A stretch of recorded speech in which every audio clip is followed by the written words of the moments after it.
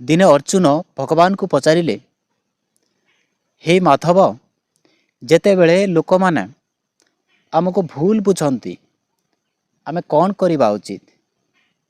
ଭଗବାନ ଶ୍ରୀକୃଷ୍ଣ ଟିକେ ହସିକି କହିଲେ, ହେ ଅର୍ଜୁନ, ଯେତେବେଳେ ତୁମେ ସତ୍ୟ ସହ ପରିଚିତ, ତମେ ସତ୍ୟକୁ ଜାଣୁଛ, ତମେ ନିଜେ ଜାଣିଛ ଯେ ତମେ ଭୁଲ କରିନାହଁ, ତାହେଲେ ତମେ ଦୁନିଆକୁ ବୁଝେଇବାର କୌଣସି ଆବଶ୍ୟକତା ନାହିଁ।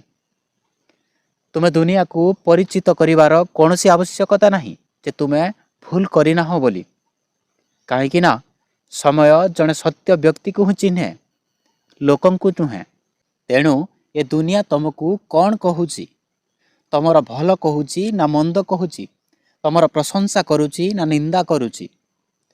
ତା ଉପରେ ତମେ ଗୁରୁତ୍ୱ ନ ଦେଇ ତମର କର୍ମ ଉପରେ ଗୁରୁତ୍ୱ ଦିଅ। ଭଗବାନ ଏ ପୃଥିବୀରେ ସମସ୍ତ ଜୀବକୁ କର୍ମ କରିବା ପାଇଁ ସ୍ୱତନ୍ତ୍ର ରୂପରେ ଛାଡ଼ିଛନ୍ତି। ତେଣୁ କିଏ ଯଦି ଆପଣଙ୍କର ନିନ୍ଦା କରୁଛି, ଅପମାନ କରୁଛି, ସିଏ ତା କର୍ମ କରୁଛି। ଆପଣ ଆପଣଙ୍କ କର୍ମ ଉପରେ ଗୁରୁତ୍ୱ ଦିଅନ୍ତୁ।